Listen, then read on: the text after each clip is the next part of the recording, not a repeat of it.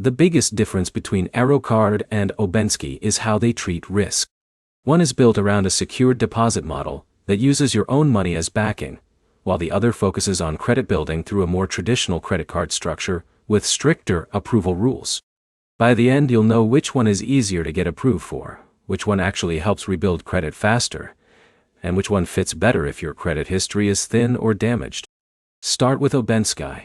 This card is known for being accessible when other credit cards say, no to.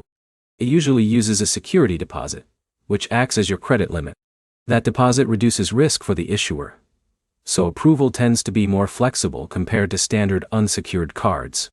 It also reports activity to major credit bureaus, which is the key part for rebuilding credit history. The trade-off is control. With secured cards like this, your spending power is tied directly to how much you put down up front. That makes it predictable, but also less flexible if you need room to spend beyond your deposit. Now look at Arro card. This one is positioned more like a modern credit building product.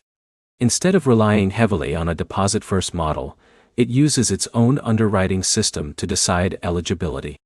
That means approval depends more on your financial behavior than just collateral. Arro also focuses on credit reporting, so responsible use is designed to help build your profile over time.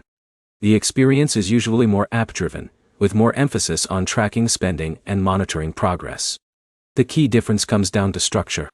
OpenSky is more straightforward and secured, which makes it easier to understand, and often easier to get started with, if your credit is very limited. Arro is more flexible in how it evaluates users, but that also means approval can feel less predictable depending on your financial profile. So which one should you pick? If your main goal is simply getting a card approved and starting credit rebuilding with a basic secured setup, OpenSky is the more direct path. If you want a more modern credit building experience with broader approval criteria and a stronger focus on financial tracking, Arro may fit better.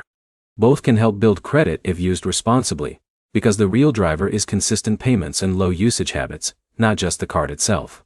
Quick recap. OpenSky is simpler and secured. Arro is more flexible and behavior-based. Both report to credit bureaus, which is what actually matters for credit building. Next step is simple. Check which one you're more likely to qualify for based on your current credit profile.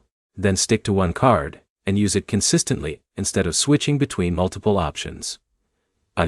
If you want more side-by-side breakdowns like this, subscribe.